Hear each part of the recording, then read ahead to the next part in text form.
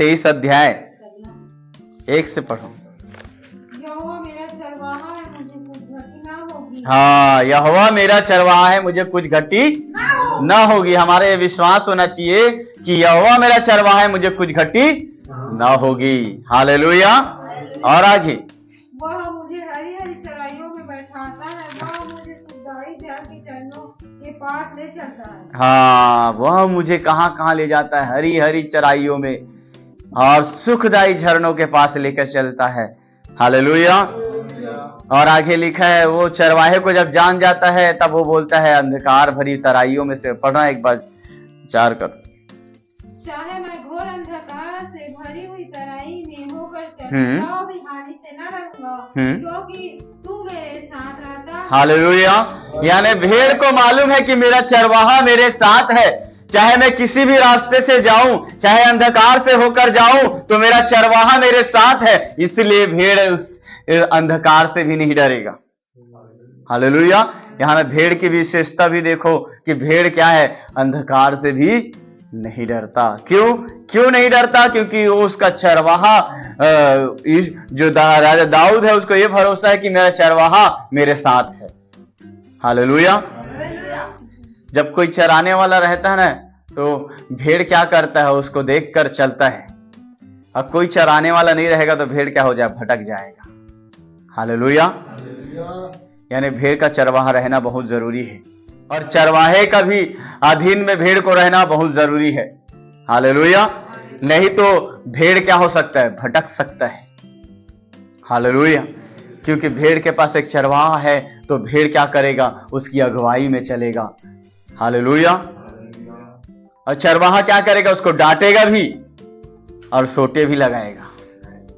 क्यों डांटेगा? यदि वो इधर भटक भी रहा है तो तुरंत उसको डांटेगा। हालेलुया। लेकिन कई चरवाहे का बात को भेड़ कभी कभी सुनता नहीं है। हालेलुया। अपनी मनमानी करेंगे तो भेड़ क्या हो जाता है, भेड़िया के पीछे चले जाता है। कई बार अच्छा चारा उसके साथ दिख गया तो। हालेलुया।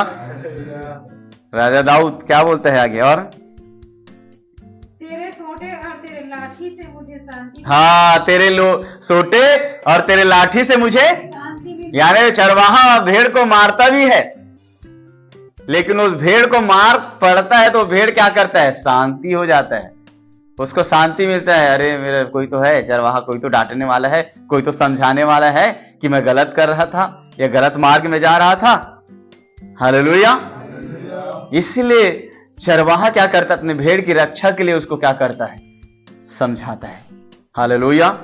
राजा दाऊद के विषय में लिखा है, जब सामुएल के इस क्या बोलते हैं, राजा के सामने जो सामुएल ने उसका क्या किया, अभिषेक किया। किसके लिए? राजा बनने के लिए। हालेलुया। तो साउल के पास जब वो गया तो साउल को बोला, मैं उस फलिस्तीनी को क्या करूंगा, मार डालूंगा। बोला, ये खतना रहित को मारूंगा बोला। तब राजा साउल बोलता है, तू तो अभी लड़का है।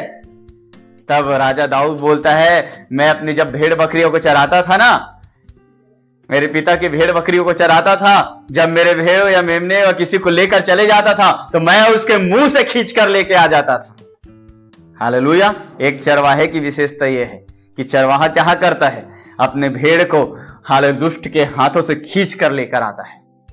हालेलुया। क्योंकि चरवाहे को भेड़ की चिंता रहती है। हालेलुया। चरवाहे क्या करता है, भेड़ की चिंता करता है। वैसे ही भेड़ को भी क्या करना चाहिए, चरवाहे के अधीन में रहकर हर एक चीजों को सोच समझ कर करना चाहिए। हालेलुया। और आगे, तू मेरे सताने वालों के सामने मेरे लिए मेज बिछाता है। हाँ, मेरे सिर पर तेल मला है, मेरा कटोरा उमड़ रहा है। निश्चय भलाई और करुणा जीवन पर मेरे पास बनी रहेगी, और मैं यहोवा के धाम में सर्वदा वास करूंगा। हालेलुया।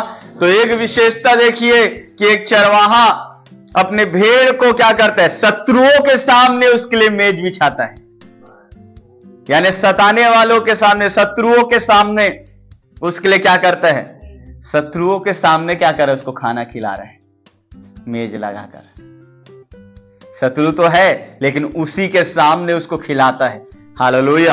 आपके विरोध में कई शत्रु होंगे लेकिन परमेश्वर उसके सामने आपको खिलाएगा।